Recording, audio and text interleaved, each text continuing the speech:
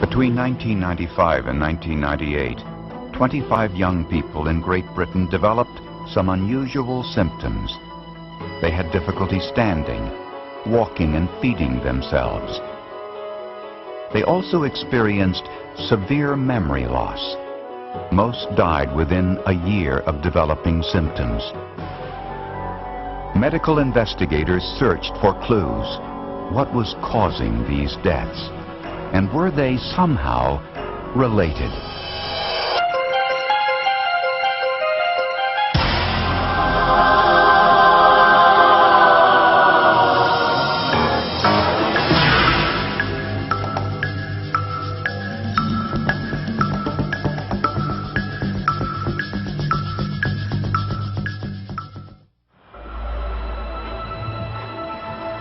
The small town of Devizes, England, dates back to the 17th century. About 2 hours west of London, the town is surrounded by lush farmland. Cattle and sheep graze peacefully in nearby fields. Stephen Churchill lived in Devizes with his parents and his sister Helen. Stephen was a normal teenager, active, fun-loving, a good student. Stephen was a typical British schoolboy. The days were never long enough. He had lots of friends. He was in the Air Training Corps, and he liked school, he liked sports, and life was just very busy for Stephen. Stephen Churchill set high goals for himself and planned to join the Royal Air Force. But in July of 1994, he began to show signs of depression. He was distracted, confused, and had problems remembering things. By autumn, when Stephen was 18 years old, his grades began to fall. We got a phone call from the school in mid-November saying that Stephen had been to see the headmaster and that he was leaving school and that we had given him permission to do this, and we didn't know anything about it. In fact, I thought they were talking about another boy altogether. When Stephen returned home from school, his doctor prescribed antidepressant medication, but his condition worsened. It started off with hand and eye coordination. He would reach out to pick up a cup or a mug and miss it completely, but continue with the action as though he had picked it up and put something that wasn't there to his lips. He started to have hallucinations, nightmares. He just sat and watched the television, became very frightened of cartoons on the television, things that weren't frightening at all. He thought he was there in the cartoon. His parents were alarmed, and they quickly took Stephen to a London hospital. He couldn't walk, he couldn't feed himself, couldn't wash himself, nothing. Tests for virtually every medical possibility were all negative, and doctors were baffled. They concluded that Stephen had some sort of progressive neurological illness of unknown origin. On May 21st, 1995, Stephen Churchill died. He was 19 years old. In the midst of their grief, the Churchills were shocked when they heard the results of their son's autopsy. Stephen had died of Creutzfeldt-Jakob disease, or CJD. It's an extremely rare disease that causes tiny holes to form in the brain. It usually strikes the elderly and is always fatal. Stephen Churchill was one of the youngest known victims of the disease. We couldn't understand why a young boy who'd been fit and well had died of a disease of the elderly. Just didn't make sense. And it didn't make sense to medical investigators. When Stephen Churchill died of CJD, a neurological illness which usually strikes the elderly, doctors were alarmed. Not long afterwards in London, a 16-year-old girl developed the same symptoms. And there was a similar case about 100 miles away in Harpenden. Mike and Penny Sinnott's daughter started to behave differently. 22-year-old Nina was a beautiful, vivacious young woman who had just graduated from Manchester University. She had one of these smiles that would go from ear to ear when she laughed. Shortly after graduation, Nina displayed signs of depression. That was certainly not like Nina, and I think it's at that stage we realized that perhaps there was something not normal with Nina itself. She would start to forget things, forget who'd phoned, forget where she'd written things down. Nina's physical condition also deteriorated, and she underwent tests at the Royal Free Hospital in London. One day I put my head round the door of one of the doctors and just said, I know that Nina's had a lot of tests, have you had any results back yet? He said, well, everything's negative, there's nothing that's come up positive. And I said, well, what does that mean? What do you think it is?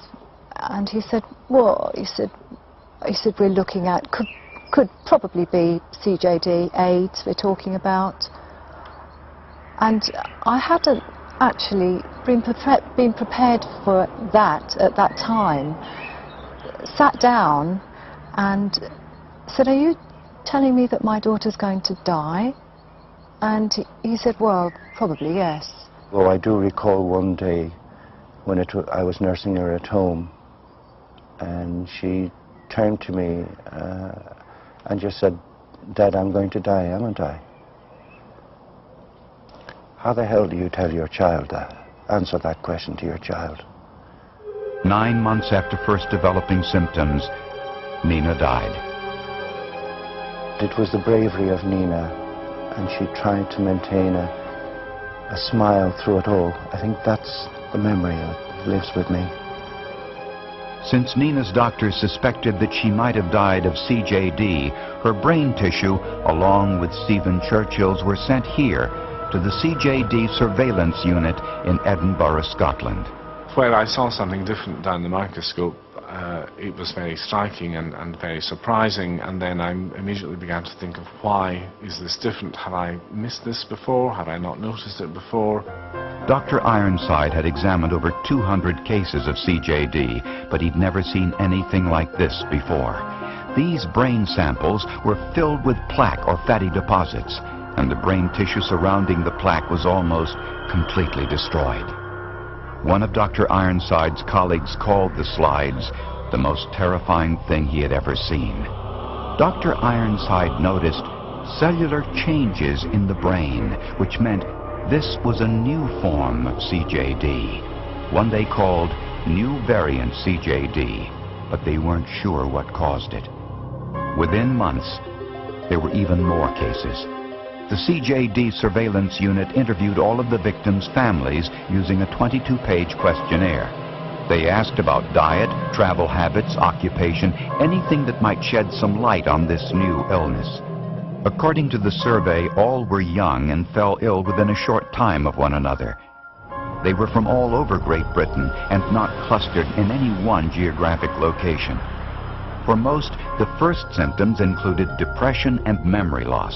Can you tell me what date it is? I don't know. The patients had difficulty walking, standing, and even feeding themselves. It's a ghastly illness. It's absolutely horrific. I think it's extremely difficult for families to watch someone that they love going through this. It's a very brutal illness. Scientists realized that the physical symptoms of new variant CJD were similar to a disease which was striking cows in Great Britain. Farmers called it mad cow disease. The medical term is bovine spongiform encephalopathy, or BSE. It's a fatal disease that first broke out on this farm in England in 1985.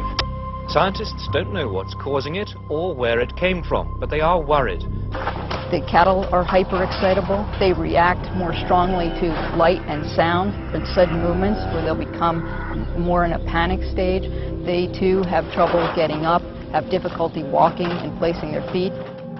The brains of cows with BSE were riddled with tiny holes like a sponge, identical to the brain tissue of Stephen Churchill, Nina Cadwallader, and the other victims. But what caused mad cow disease? And could it have jumped species from cows to humans? a grisly clue lay thousands of miles away on an island in the Pacific Ocean. In the 1950s in New Guinea, there was an outbreak of an illness in the Foray tribe similar to CJD. Members of the tribe called it Kuru. Kuru, in the native language of the group in New Guinea that suffered from this disease, means fright or shivering. Kuru victims became uncoordinated, staggered, and eventually lost the ability to walk or stand. They usually died within 9 months. Scientists believe Kuru was transmitted when the tribe ate the infected brains of their dead relatives during funeral rituals.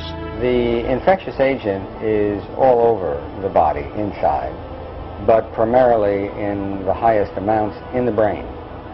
And brain was among the organs that were eaten. The outbreak of Kuru stopped when the practice of cannibalism was halted in the 1960s. But what did cannibalism have to do with mad cow disease in Britain 3 decades later?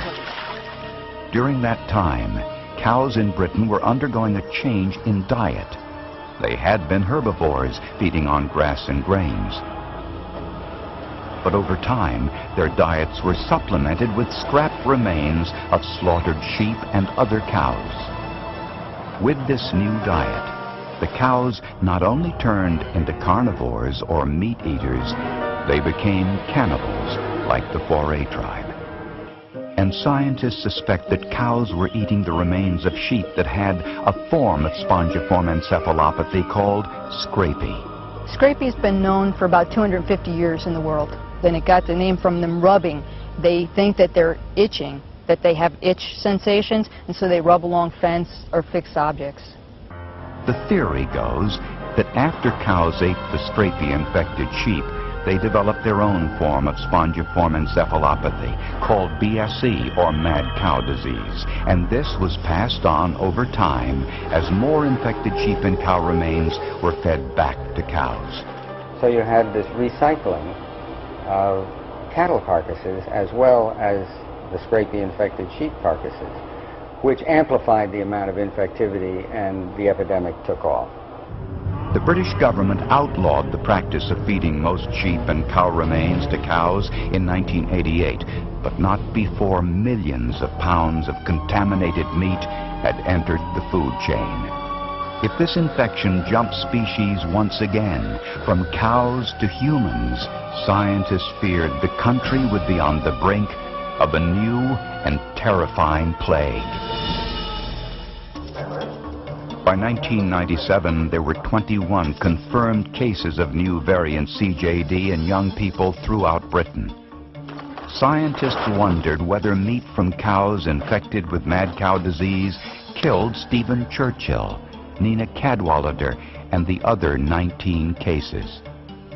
Had this form of spongiform encephalopathy in essence jumped species from sheep to cows and from cows to humans?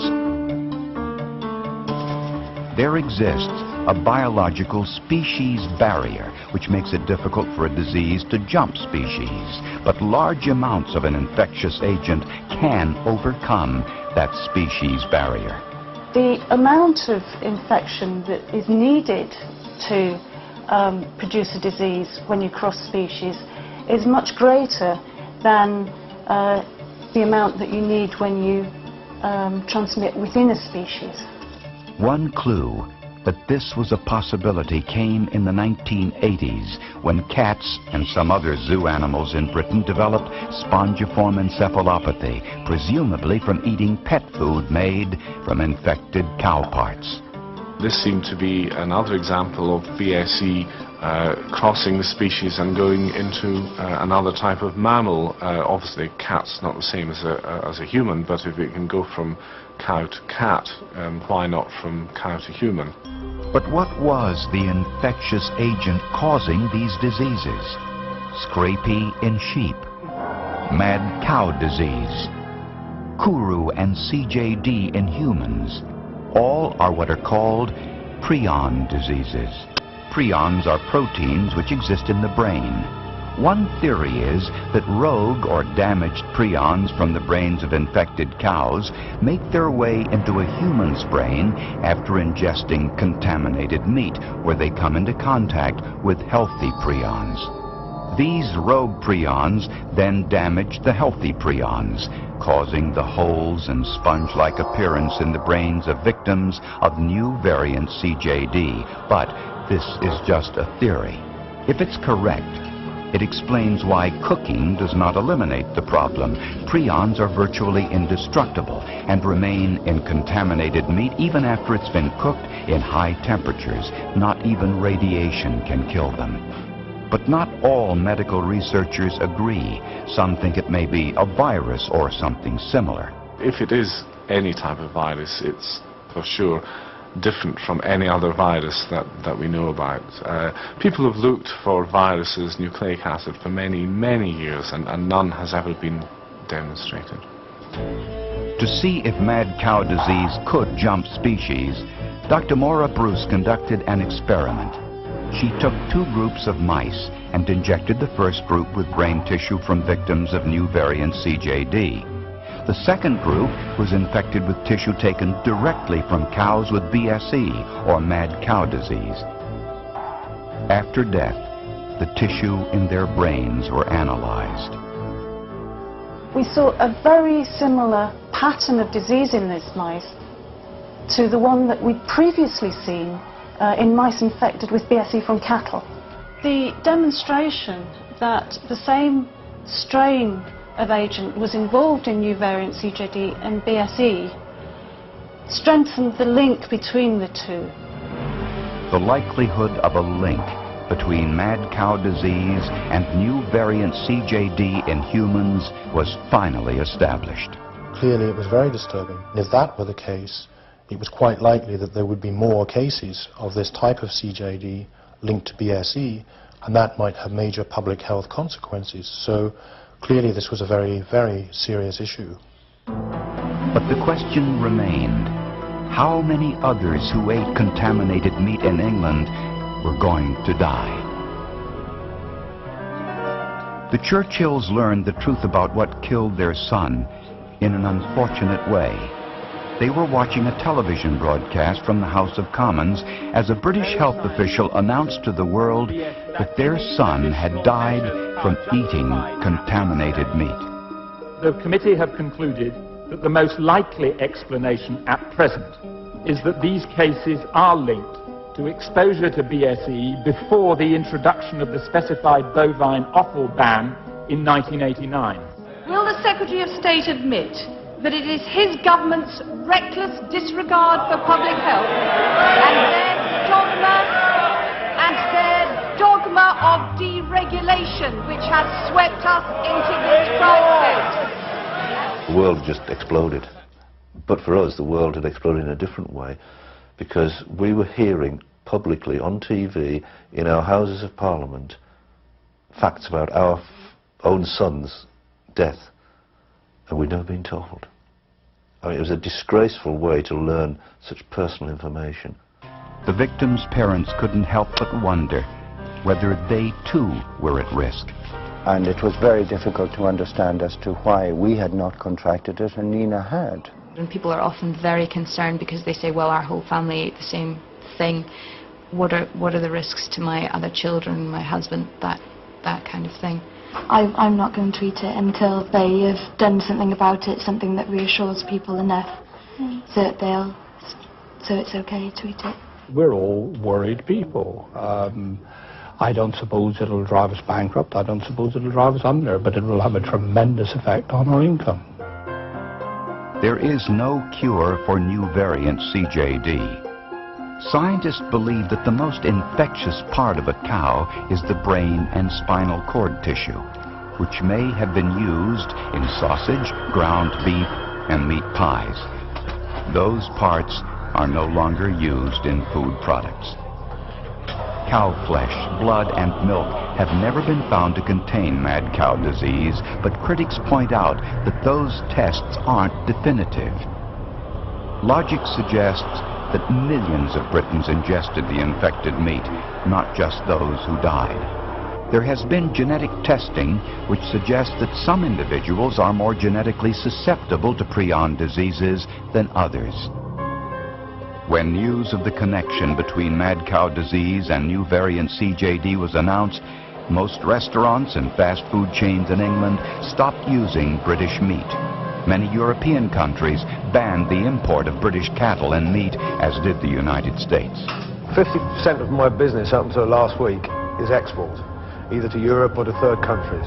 That was stopped last Thursday night. The rest of my business is in the UK to people like McDonald's. That has stopped overnight as well. Besides the prion theory, another is that it depends on the amount of infected meat one ingests. And no one knows why new variant CJD strikes mostly young people.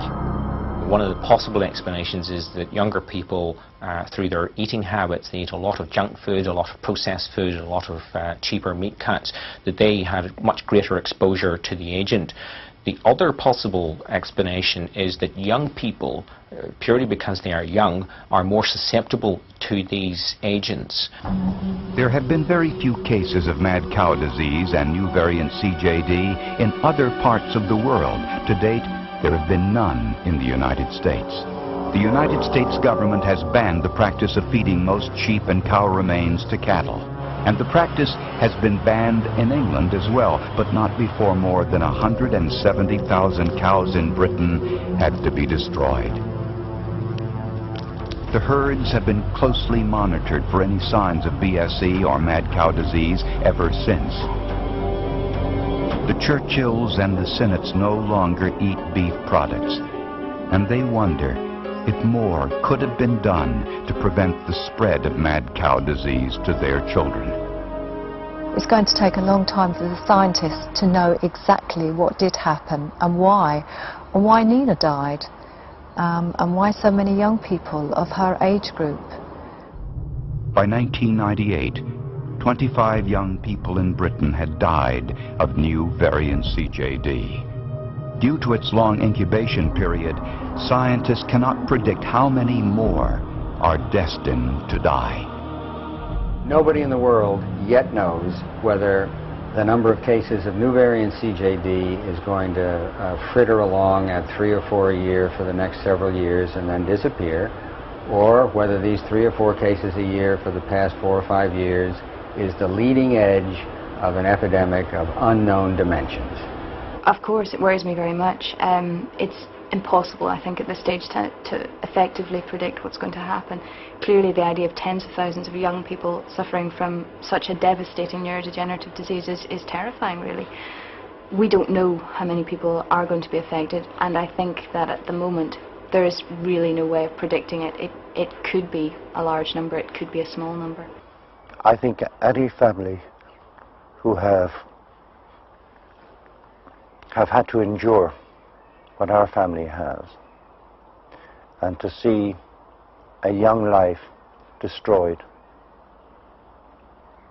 would find it very hard to eat beef again, knowing that there is no way of knowing what you're eating is safe,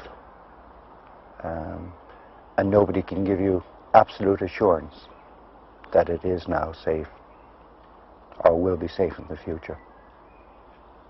So far, none of the other families, including ourselves, have had other victims in the families. There's none of them connected. So we just have to wait and see and wait for the science to give us the answers. I used to think cows are lovely animals. We had a farm in the family. We used to go there. I used to spend my summer holidays there. Steve and Helen spent their summer holidays there. We went as a family. We used to feed calves, and we used to go and stroke the cattle. And the cattle have the most lovely eyes. Not now, not for me. They have haunting eyes. They have a sinister look. Because could that animal be harbouring the disease? I don't know.